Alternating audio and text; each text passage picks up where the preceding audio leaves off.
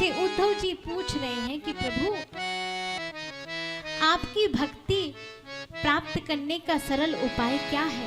तो भगवान ने कहा कि यदि मेरी भक्ति प्राप्त करना चाहते हो तो सत्संग करो। क्या करो? सत्संग।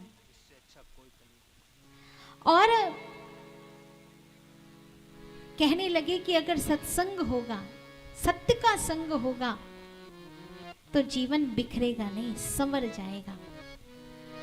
सारे यदुवंशी मदिरा पान करके मदांध हो गए और जिस मूसल को पीसकर समुद्र में बहा दिया था वह एरका नाम की नुकीली पैनी घास हो गई।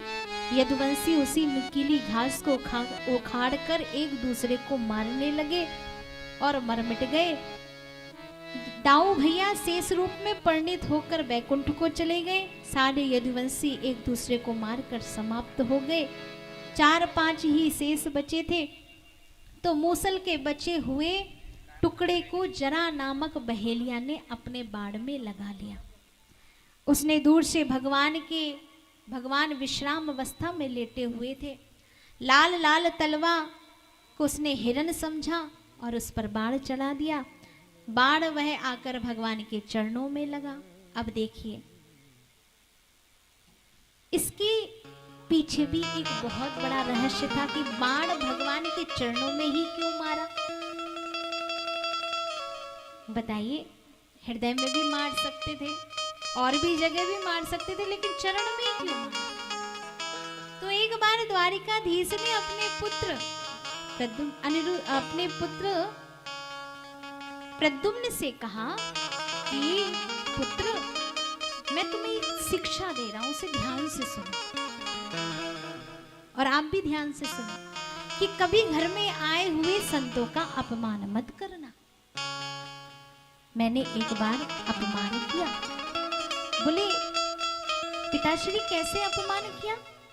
बोले एक बार दुर्वासा ऋषि ने मुझसे कुछ अपराध हो गया। अपराध के फलस्वरूप मैंने दुर्वासा ऋषि से कहा कि आप मुझे दंडित कीजिए, आपका दंड मुझे सहज स्वीकार है। दुर्वासा ऋषि ने कहा कि जाओ द्वारिकाधीश एक गरम भगवान के प्रसाद के लिए खीर बना के लाओ। भगवान ने खीर बनाई प्रसाद के लिए, दुर्वासा ऋषि को अर्पित की। जैसी दुर्वासा ऋषि ने वह पात्र को अपने हाथ में लिया और कहा कि द्वारिकाधीश, अब तुम इस खीर को अपने पूरे शरीर में मलो, गरम गरम खीर को। द्वारिकाधीश ने पूरे शरीर में उस इतनी गरम खीर को मल लिया, क्योंकि संत ने बोला है, अपमान कर नहीं सकते। लेकिन भगवान को लगा कि किसी संत के द्वारा दिया हुआ प्रसाद मैं अपने चरणों में कैसे लगाऊं, अपराध ना हो जाएगा। अपने चरणों को छोड़ दिया और पूरे शरीर में वह खीर मल ली। और खीर मलकर जब द्वारिकाधीश दुर्वासा ऋषि के पास आए, प्रभु आपके द्वारा दिया हुआ प्रसाद मैंने अपने शरीर में मल लिया। अरे द्वारिकाधीश, तुमने अपने पैरों को क्यों छोड़ दिया? मैंने तुम्हें आज्ञा दी कि पूरे शरीर में मलकर आओ, तुमने मेरी बात का उल्लंघन किया। द्वारिकाधीश, यही तुम्हारी मृत्यु का, तुम्हारा यही काल बनेगा। क्या?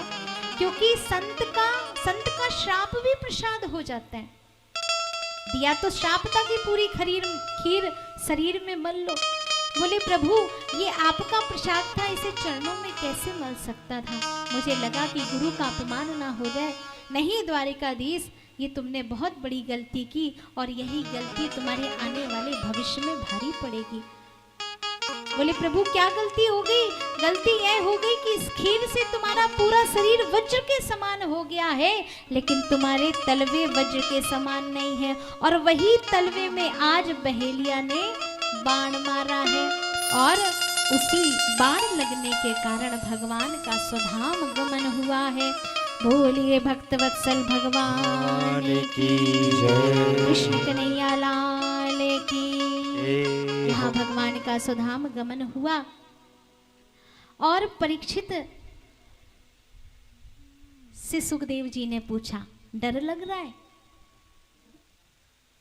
मृत्यु का, क्योंकि आज सप्तम दिवस है, तक्षक नाग डसेगा।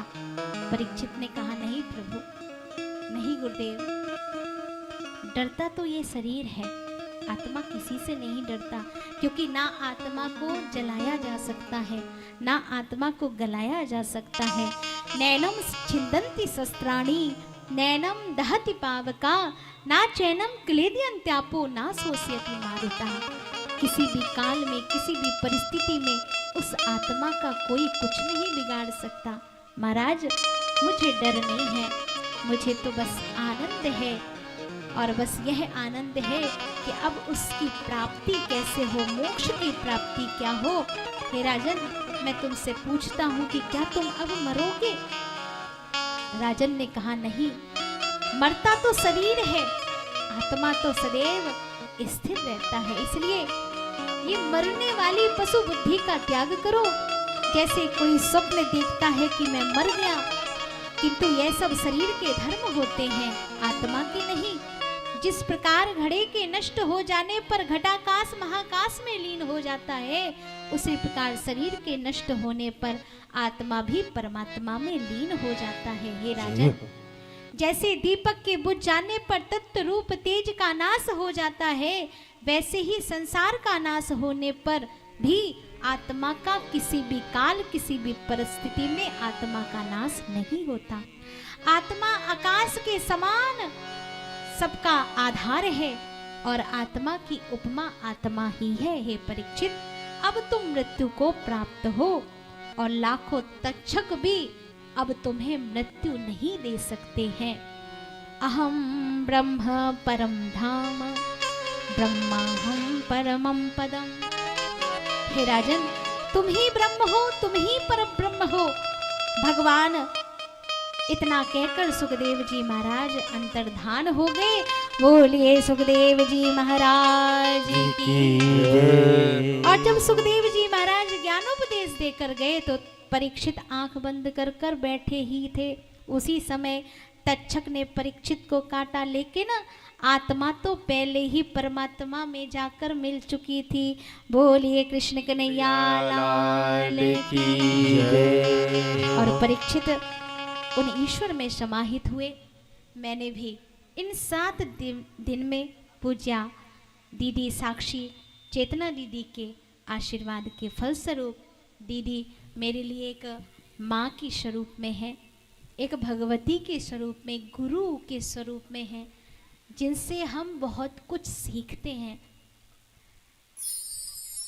उनका आदेश हुआ तो मुझे भी अपनी वाणी से मलगांव के समस्त ग्रामवासी और यजमान परिवार को सुनाने का अवसर प्राप्त हुआ। मैं ये नहीं कहती कि मैं बहुत ज्ञानवान हूँ,